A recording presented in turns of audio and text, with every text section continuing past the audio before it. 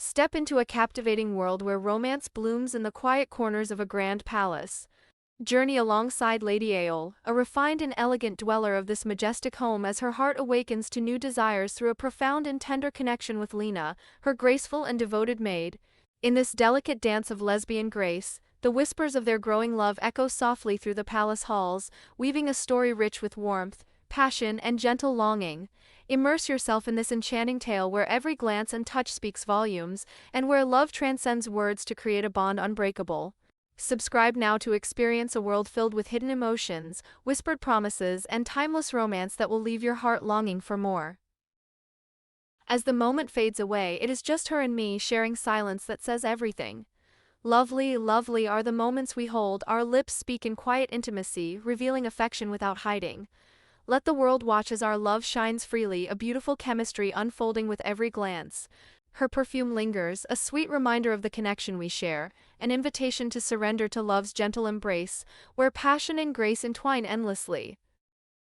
This story is an ode to love's subtle power, a celebration of connection in its purest form, wrapped in elegance and whispered secrets. Let yourself be drawn into this unforgettable romance, where every heartbeat is a testament to the beauty of love revealed. The sharp crack of plastic splintering at the first blush of dawn, that's the sound that became my unrelenting morning tormentor, ripping through the fragile piece of Pinewood Gardens, Ohio like a suppressed gunshot in a sleeping house. Followed by the low guttural thrum of a pearl-white Escalade's V8 engine revving away, tires crunching gravel as it fled the scene, leaving behind a chaotic spray of shattered bin fragments, banana peels clinging to the driveway like limp flags of surrender, coffee grounds dusting the grass like filthy snow, and the sour cloying rot of last night's takeout wrappers fluttering in the chill breeze like defeated confetti from a botched parade. This wasn't a freak mishap or a careless fender bender, it was the 57th deliberate assault, orchestrated by Brenda Whitmore, our HOA's self-proclaimed compliance officer, a 52-year-old widow with the precision of a banker's ledger and the grudge of a scorned accountant, wielding her gleaming $60,000 Escalade like a battering ram in a one-woman demolition derby. What ignited as petty morning property annihilation, fines stacking like bad debts, my kids' embarrassment festering like an open wound, my custody battle teetering on the evaluator's notes of neighborhood instability, detonated into a full-scale war of wills that cracked wide open her $47,000 embezzlement scam, left her SUV a crumpled, dented relic of her rage, and forced a $12,000 settlement, forced a $12,000 settlement,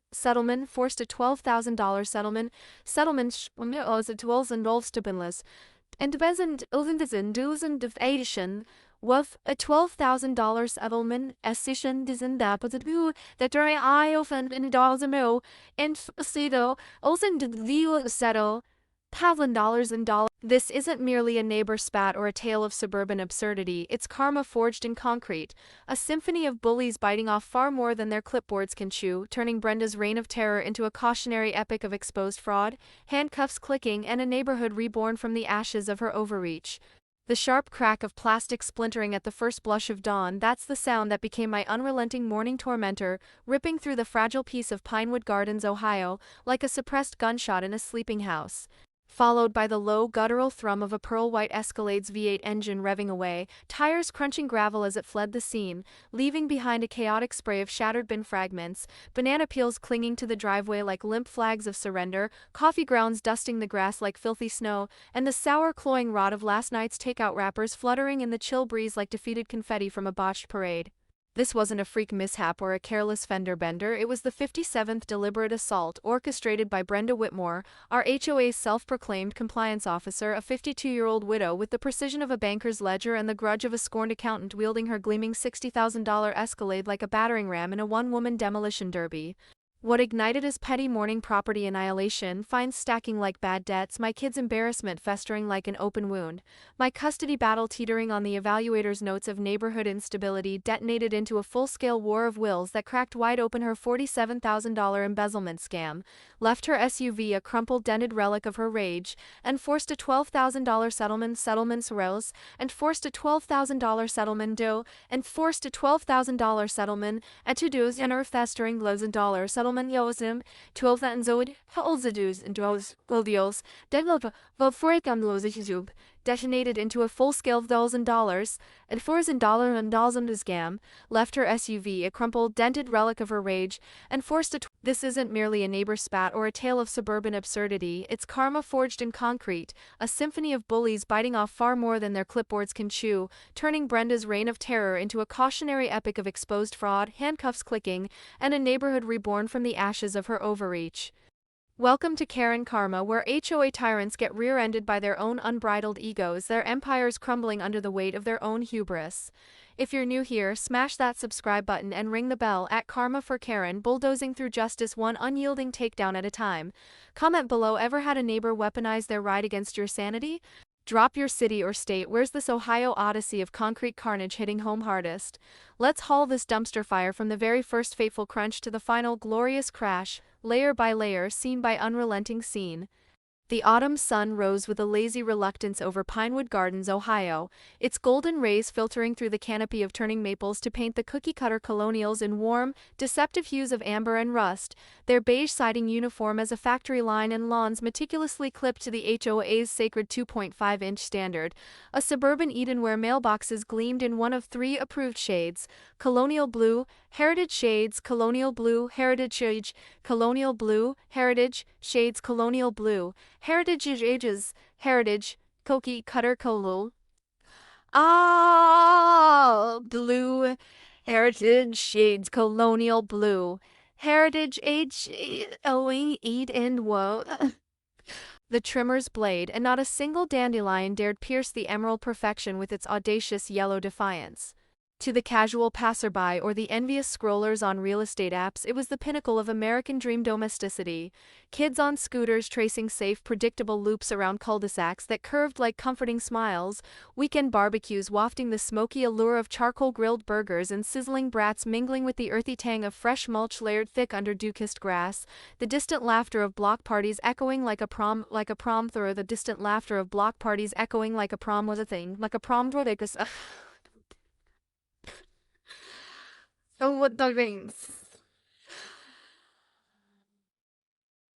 But for me, Marcus Holloway, a 45-year-old electrician with 22 years of wrestling live wires that could arc like lightning, faulty breakers that hid faults like sly foxes, and the occasional surge that threatened to light up an entire block in unintended fireworks, it was home, a hard-won, fragile fresh start clawed from the wreckage of a divorce that had carved scars deeper than any arc flash burn or electrical jolt.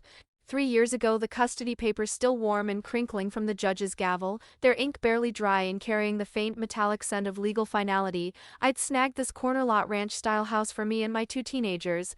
Emma, 16, with her sketchpad perpetually smudged with charcoal, dreams of art school and a wit sharp enough to short-circuit any room. Her eye rolls a teenage superpower that could dim a fluorescent bulb, and Tyler rolls a teenage superpower that could dim a fluorescent bulb, and Tyler is a tool with a cold as a dome, and Tyler's a toothache is sparkle, lovage is a dual and devotee, and Jill is a demar with 6. And as the teenagers, Emma, 16 with her sketchpad perpetually smudged with turpentine, tooth and eye rolls a teenage superpower that could dim a Fortnite marathons, his rare bursts of laughter a golden thread weaving through the daily chaos, his room a fortress of tangled chargers and half-built drone projects. We needed this sanctuary, rooms where they could spread their storms without overlapping mine, a yard vast enough for their independence to take root without my constant hovering, schools promising the illusion of normalcy amid the relentless tug-of-war of joint custody hearings that left me hollowed out like a frayed extension cord. What I hadn't bargained for, what no real estate listing whispered in its glossy photos, was Brenda Whitmore, a 52-year-old widow who'd traded the cold, unyielding steel of downtown bank vaults for the warmer, more insidious tyranny of HOA vendettas. Her life a barren canvas of childless days and restless nights filled with nothing but the hum of her oversized pearl-white Escalade prowling the streets like a predator on patrol. Retired from managing a bustling branch where she'd once lorded over loans and ledgers with the precision of a scalpel, Brenda arrived 3 years back, her husband's death leaving her unmoored and hungry for control, her bobbed haircut as severe and unyielding as the rules she wielded like a whip. Thick as thieves with HOA President Gerald Thornfield, a mild-mannered accountant who folded like origami under her gaze. She'd invented her compliance officer title out of thin air, a phantom role not etched in any bylaws but enforced with the fervor of gospel, turning our monthly meetings into her personal tribunal of terror. $100 slaps for off-shade mailboxes that dared fade under the sun's indifferent gaze. Sev, indifferent gaze. Sev, indifferent gaze. Sev, nios, indifferent gaze. Sev, feeder, $50 stings for grass a mere millimeter too wild in its growth. Brenda loathed any ripple in her beige utopia, any hint of individuality that dared disrupt the monotonous march of uniformity and my corner lot. It was her personal ground zero, the public right-of-way curb placement for Tuesday trash pickups clashing like a live wire against her sacred 6:15 a.m. power walk ritual. Her daily pilgrimage in form-fitting yoga pants and judgmental squints, thermos of black coffee in one hand, clipboard of citations in the other, her steps a metronome of meddling. Geography lit the fuse, that innocuous city ordinance demanding bins within 3 feet of the curb for Tuesday collections, positioning mine at the razor's edge of Brenda's route, a narrow gauntlet where her Escalade's bulk could accidentally brush too close. The first strike landed mid-September, the second week of school, when the air still carried summer's lingering warmth laced with the first crisp hints of fall leaves just beginning to blush at the edges like shy schoolgirls. Kitchen frenzy reigned, my coffee percolating with that rich bitter aroma that promised a jolt against the day's grind, Emma hollering from upstairs for her backpack, "Dad, have you seen my charger, the one with the cat ears decal?" His thumbs flying like pistons, the distant diesel growl of the garbage truck still a good 20 minutes out, its mechanical belch a reliable harbinger of routine. Then, crack. Plastic detonated like a suppressed gunshot in the still morning air, jolting me from my mug with the force of a tripped breaker, heart slamming against my ribs as I bolted outside, bare feet slapping the cold, unforgiving concrete of the driveway, the chill seeping up like an unwelcome guest. There it was, my $23 Home Depot bin in utter ruins, lid fractured like a spiderweb of shattered safety glass, sides caved inward as if punched by a fist of steel, contents erupting in a humiliating cascade, banana peels clinging limply to the asphalt like defeated flags of surrender, coffee grounds dusting the grass in filthy granular snow, last night's takeout wrappers fluttering weakly in the breeze like the tattered remnant, scraps hanging heavy in the air, mixing with the acrid bite of fresh plastic fracture. The diesel tang of exhaust lingered like a bad aftertaste, clinging to my skin as I dropped to my knees in rumpled PJs, the fabric bunching uncomfortably, scooping the mess for a solid 20 minutes while the kids watched from the front window. Emma's face flushed a deep crimson with secondhand mortification. "Dad, this is so embarrassing, can you not do that in your pajamas?" Tyler snapping pics on his phone with a mix of Hosro, with a mix of Hosro, with a mix of Hos, there's a U, the mix of Hos, and Eller snapping pics on his phone with a mix of Hos and Otri, Hos and Udizev. Tornizing Gavels and New though, there also the judge the Great feels Del hands. Kara snapping pics on his phone with a mix of Hos, email Aldo, you do, Del such Tyler whichever comes first. There was Brenda, reversing her Escalade with glacial theatrical slowness, the massive grille gleaming mockingly in the rising sun, her window descending like a guillotine to reveal that crocodile tear smile, eyes glinting with the feigned innocence of a cat after batting a mouse. "Oh, Marcus, these streets are so narrow, aren't they? Hope that old thing wasn't too precious to you." Old? The bin was fresh from the store, its blue plastic still unscratched until that very moment, but I swallowed the rising bile in my throat, the bitter coffee turning sour in my gut, figuring it was just a tight corner and early morning fog playing tricks. Accident, right? Wrong, that was the lie I told myself, the one that kept the rage from boiling over as I hauled the wreckage to the curb, the kids late for school, my first job of the day already delayed by 45 minutes of cleanup, the diesel stink seeping into my pores like a toxic reminder. That week, the ritual etched itself into our mornings like a bad tattoo, 3 more dawns bringing the same gut-wrenching symphony, the 6:15 rumble vibrating the windows like an approaching earthquake, the crunch of plastic yielding to unyielding steel reverberating through the house like a judge's gavel, then the heavy silence as she vanished in a plume of exhaust that hung like a guilty cloud. By Friday, my bin was a casualty museum of sorts, $92 flushed on replacements from Home Depot runs that felt more like funeral processions, the driveway a perpetual war zone littered with peels and grounds that the kids had to navigate to the bus stop, their backpacks slung low, faces averted in shame. Suspicion festered like the coffee dregs caked under my nails, a slow poison seeping into every rushed breakfast. Mrs. Olivia, 78 and hawk-eyed from her porch swing across the street, her jasmine tea steaming in a chipped mug as she rocked gently, confirmed it over our fence chat one crisp afternoon, her voice a whispery lilt laced with her faint Eastern European accent, eyes darting as if Brenda might appear from the hedges. She veers long round on purpose, Marcus, plenty room other side, but she hugs your can like it owes her money every time I see from window with my binoculars. Her hands, gnarled from years of knitting and gardening, grip the fence rail tight, knuckles whitening. Don't want trouble but ain't right, she smiles after, like cat with cream. Diplomacy died that very afternoon. I intercepted Brenda on her patrol, her clipboard swinging like a scythe through the fallen leaves crunching underfoot, the air sharp with the scent of impending rain. About the trash situation, I started, voice level as a spirit level, but she sliced me off with saccharine venom, her smile sharp as a switchblade glinting in the slanting sun. Marcus, I understand you're new to community living. These streets were designed for normal vehicles, not oversized blockades impeding the flow. Perhaps adjust your placement timing? The crunch echoing like a taunt. Game your ocean on. Like the garbage truck consulted her yoga app for optimal drop-off. Her words hung, laced with that banker's condescension, the kind that made you feel small as a faulty plug. That night, under the harsh fluorescence of my garage, the air thick with the metallic tang of tools and the faint ozone of recent wiring jobs, I dove into the code labyrinth, laptop screen glowing like a beacon in the dim, HOA bylaws dog-eared on the workbench beside a half-eaten sandwich, municipal ordinances scrolling like a digital fuse box. Still yours, protected as personal property under Ohio Reverend Code Section 2913.02. HOA reach? Halts at your property line per landmark cases like Narstedt versus Lakeside Village, where courts slap down fishing expeditions without cause. By month's end, for bins down the drain, $92 vanished into Home Depot's coffers, the kids fraying at the edges, Emma skipping breakfasts, her sketches turning darker swirls of charcoal frustration, Tyler's grades dipping like a voltage sag, his fortnight sessions stretching into escapes from the morning mess. The custody evaluator's latest notes? Ongoing neighborhood instability impacting family dynamics, a dagger twisting in my gut, the words blurring as I read them by lamplight. Brenda's next ram? A deliberate, lingering smirk through her tinted window, her eyes locking on mine as she accelerated. The rams are relentless, the driveway a daily battlefield. Feel that voltage building?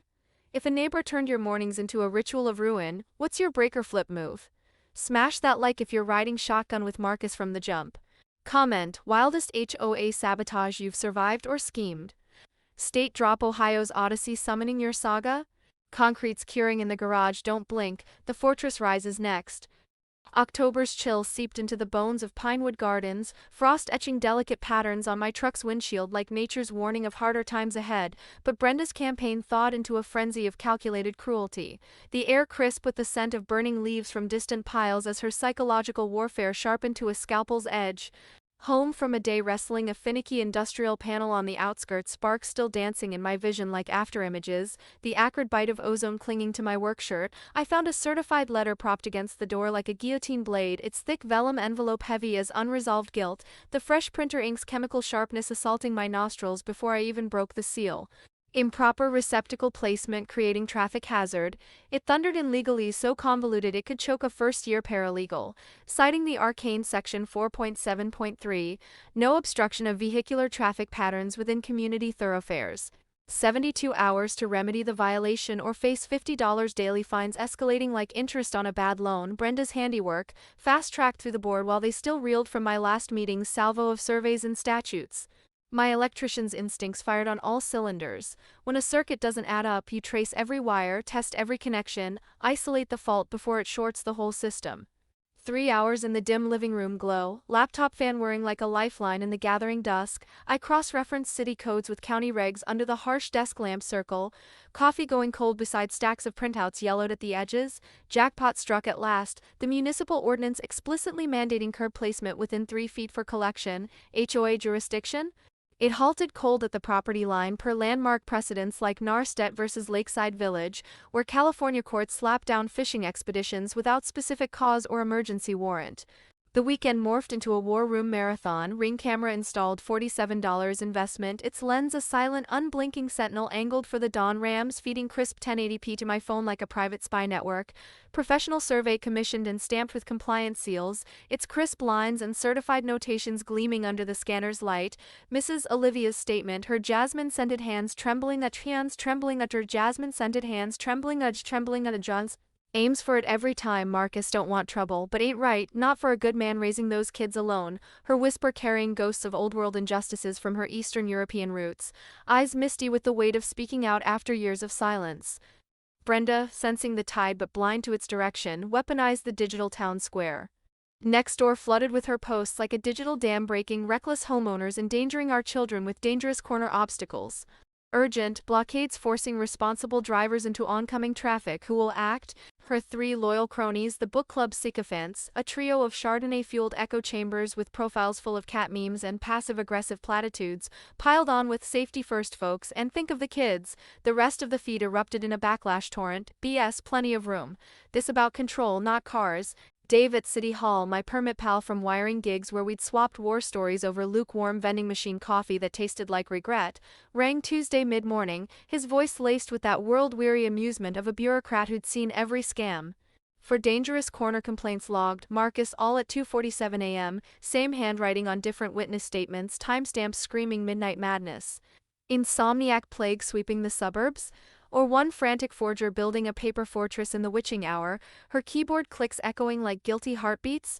Thursday's board meeting reeked of stale coffee grounds ground into the industrial carpet and the sour tang of collective sweat-soaked polyester, the fluorescent hum overhead buzzing like a swarm of judgmental bees, 12 residents crammed into folding chairs, a mob by our standards, the air thick with unspoken alliances.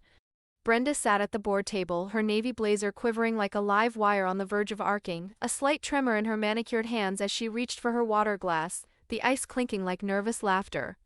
As old business rolled around, I stood, folder heavy as a toolbox in my grip, the paper edges digging into my palm. I'd like to address the violation notice on trash placement.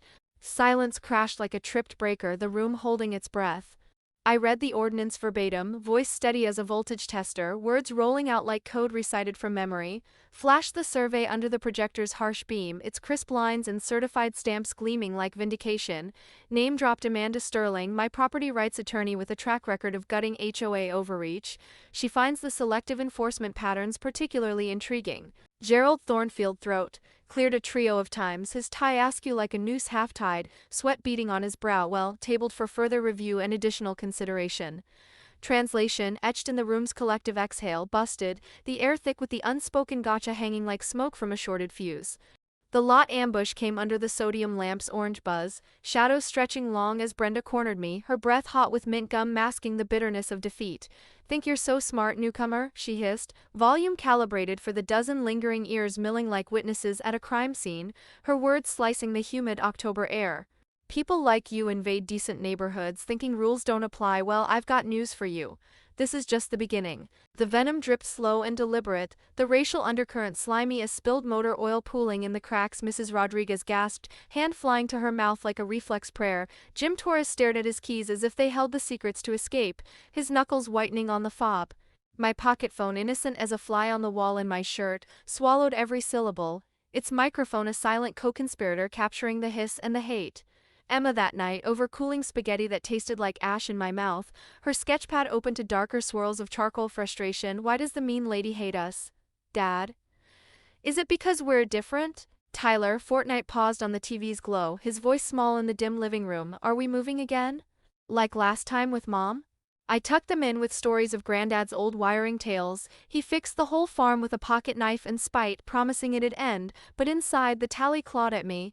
$92 in bins flushed to Home Depot's endless aisles, 14 hours of documentation blurring my eyes under desk lamps, fees mounting like interest on a cursed loan, the evaluator's latest notes on ongoing instability, a custody guillotine dangling by a custody guillotine dangling by a custody guillotine dangling by a custody guillotine dangling by a ages stupid by a pocket now the really collections bullet ends. Oh, you're at least please long thing else. The evaluator's latest notes on bureaucrats loathe it when their own circuits get reversed. Time to flip the breaker hard. Brenda's turning stalker, the obsession's buzzing like a bad ground. If you've ever wired a trap for a tyrant, smash that like right now. Comment, craziest HOA weapon you've seen or survived? State shout Ohio's Odyssey summoning your saga from the shadows? Concrete's curing in the garage shadows. Concrete's curing in the garage shadows. Don't blink, the fortress is rising and the rams are just warming up. November's frost nipped at heels and fingertips, the first true bite of winter etching delicate crystalline patterns on my truck's windshield like nature's cryptic warning of harder battles ahead.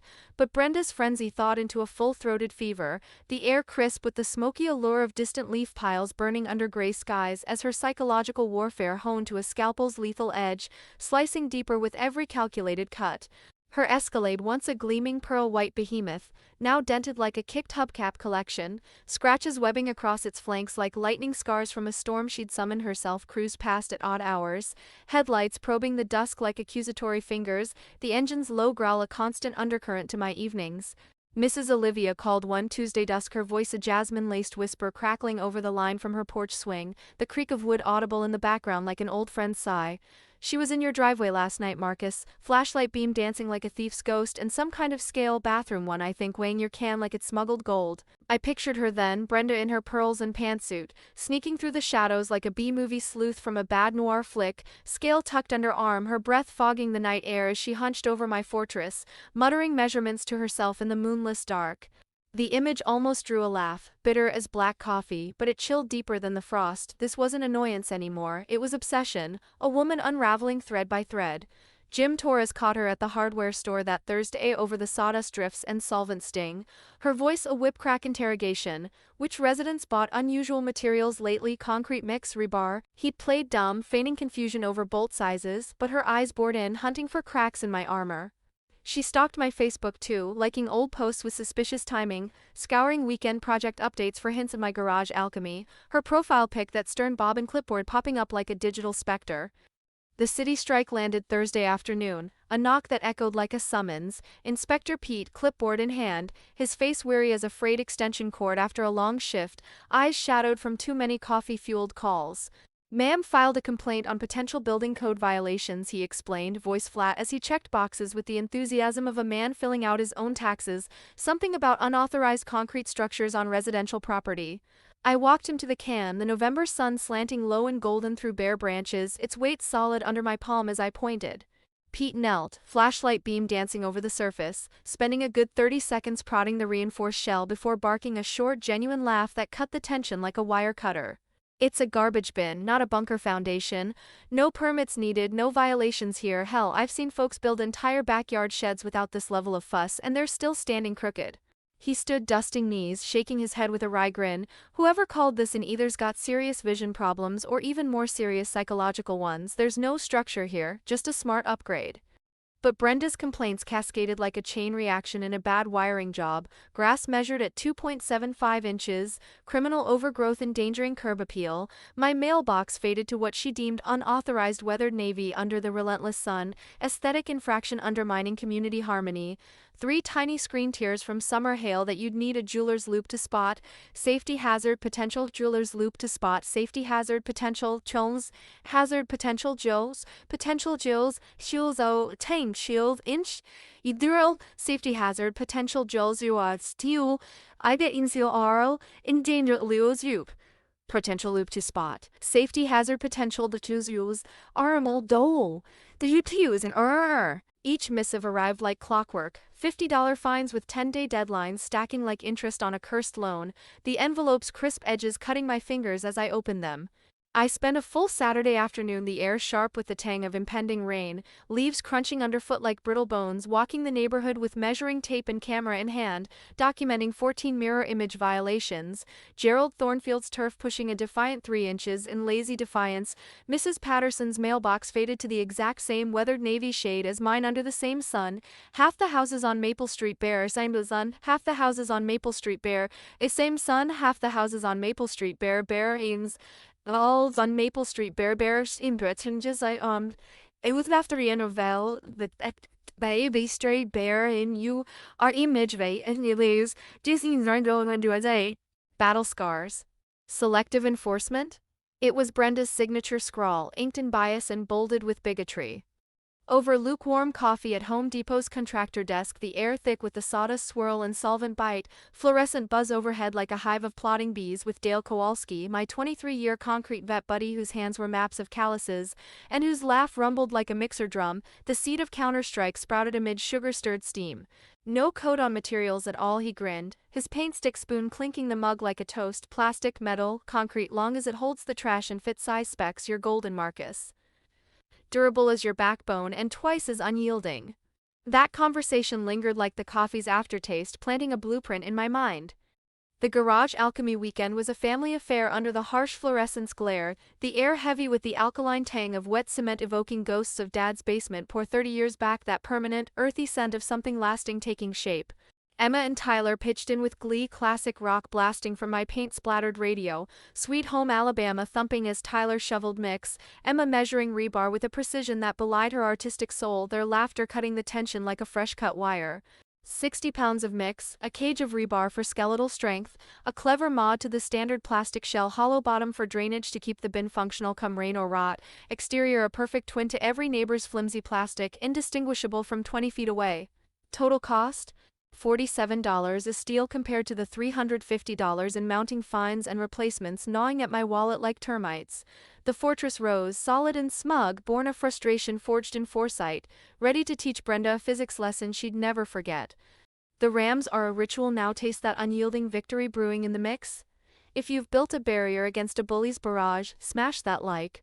Comment, wildest HOA demolition you've dodged or dreamed. State shout Ohio's Odyssey calling your concrete coup from the curb. Embezzlement's wires are crossing, eyes wide, the Xposed is sparking. Monday's curbside vigil dawned with deceptive calm, the November mist cloaking the street in a silvery haze, my newly forged fortress positioned with the precision of a junction box alignment 3 feet from the curb, unblinking under the ring's watchful eye. 6:15 arrived on the dot, the rumble vibrating the windows like an approaching thunderhead, Brenda's Escalade materializing from the fog like a ghost ship, her approach slower this time, wary as a cat circling a new toy, eyes narrowing through the tint as she clocked the can's identical shell. Thunk, the impact landed solid, concrete shrugging off the blow like an old oak in a gale, her running board folding inward like cheap foil under a boothiel, the screech of metal on unyielding mass echoing down the block like a judge's gavel. She sat frozen for a full 30 seconds, engine idling accusatory, the mist swirling around her grill like confused smoke, then revved with a snarl, angling for a second assault from the flank. Same result, damage hers alone, defiance mine, the can standing smug with a fresh scuff that only made it look battle-hardened. Irony's teeth sank deep, her aggression, that morning ritual of rage, now cannibalizing her own chariot, the pearl-white hide bearing scars like badges of her unraveling. Week's end tallied $800 in accumulated wounds, running board sagging like a defeated wing, front bumper webbed with spider crack fissures, one headlight housing rattling loose like a loose tooth while my fortress bore mere scuffs, smirking under the street lamp's glow.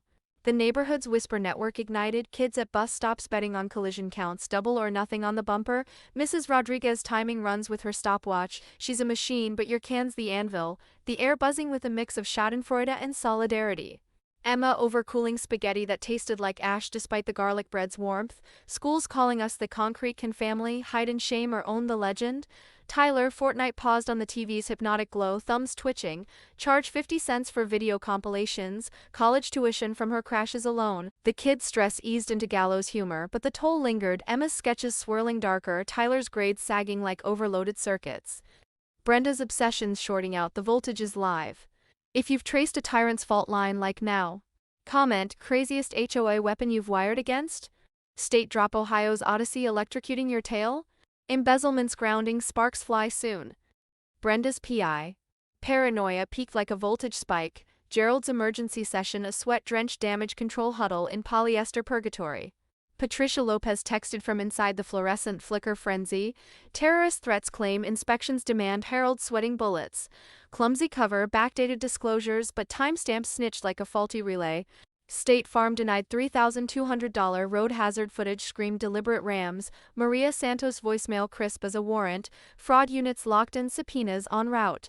Richard called at dusk, voice a hollow echo over the line like wind through a stripped wire. $8K on lawyers, insurance axed, business crumbling like her bumper. What's the stop price, Marcus? Stalked my family, vandalized property, embezzled $47,000 from 127 homes. No check mends that circuit. Saturday's spray hiss pierced the night move in garish orange on my fortress, the can's surface gleaming wet under motion lights. Pressure washed off in 30 seconds flat, the paint sluicing away like her credibility. Cam snagged the Escalade 3 houses down, plates glaring like guilty eyes. Sunday's gas gripe, Pete returned, detection 1 beeping futilely, no digging, no violations, callers got vision issues or psych 1s, Marcus. There's no structure here, just a bin built to last. Jim over hardware solvent, Riverside Security tailing you $200 per day on a can dispute. She's lost the plot. Emma home tear-streaked, backpack slung like a shield. Brenda told a parent at pickup dangerous influences, bad role models for the community children, the slur slimy, implications for custody a live grenade. Hired Beth Morrison, ex-detective with a voice like gravel over glass, $200 per day for harassment dossier over diner coffee that tasted like victory. This ain't disputes, it's stalking, pattern screaming escalation. Marcus, we've got a case that'll light up the DA's desk. Sabotage snowballed, battery acid stain fading like her facade, fake reviews flooding Google. Unreliable, shocked my cat with bad wiring, flagged faster than they posted, complaints avalanche, lawn overgrowth, permits suspicious, everything a target. Tyler's bike tinkering unearthed the GPS under my truck, $300 prograde, blinking trader's eye, magnetic mounts screaming illegal as a backfeed. Derek Martinez at station, report form rustling, beyond feud stalking harassment. Case files growing like kudzu, this crosses lines, built layer by layer, circuit by circuit. State audit unearthed $47,000 overcharges, $170 refunds, stuffed envelopes by Christmas, the sweetest gift under the tree, kids ripping paper with glee. Dad, it's from the HOA, they paid us? Brenda's resignation, 2 bitter lines scrawled in text. Hostile environment claims personal attacks. A fraud indictment, 6 months jail, $5,000 fine, her license yanked like a tripped breaker. Whitmore Construction suspended, a ghost in the ledger. Board meeting Armageddon, 127 crammed the center, 40 capacity max. News vans prowling the lot like wolves scenting blood, air thick as a shorted panel with nervous sweat and industrial coffee's bitter brew. My presentation, timeline murals sprawling like wiring diagrams, videos looping rams in slow-mo crunch, finances flashing $47,000 siphon in red ink. Gasps rippled like aftershocks, applause thundered like a ground fault. Brenda's eruption, shot up like a jack-in-the-box on steroids, composure shattering like her bumpers, you think you've won? I built this community from nothing. Pointing at Olivia, slur slithered out, room recoiled in collective gasp, Jim and neighbors restraining her flailing arms as mascara rivers carved black paths down her cheeks. Cuffed to Martinez's chair, her empire ash in the fluorescent glare, over the air electric with vindication. Aftermath cascaded like a cascade of breakers flipping back. Patricia Lopez swept presidency unanimous, reforms etched in bylaws, mandatory disclosures like safety nets, monthly audits transparent as glass, bids public as a town crier. Playground Reno from recovered funds, Emma and Tyler sketching swings with neighbors once whispering disruptive, laughter healing like solder on a joint. Concrete Can Days Festival, September's bounce houses bouncing with joy, BBQs smoking with unity, rights workshops drawing 800 from 3 developments, trauma transmuted to triumph, resistance to revelry. Scholarship fund from settlement, for students funded thus far, Marcus Holloway property rights prioritizing creative problem solvers against institutional opposition, rewarding future firebrands who refuse injustice's dimmer switch.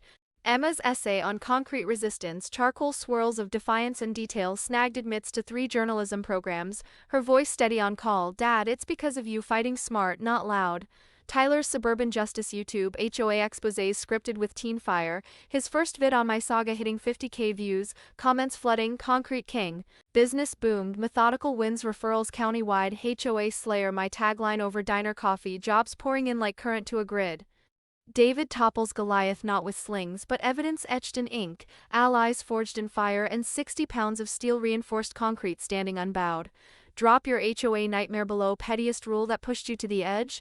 Like if Marcus is your unbreakable icon, share with anyone wired against a bully and subscribe for more surges of karma. At Karma for Karen, justice flows sweet as a perfectly grounded circuit backed by community current. Peace out and keep your breakers flipped.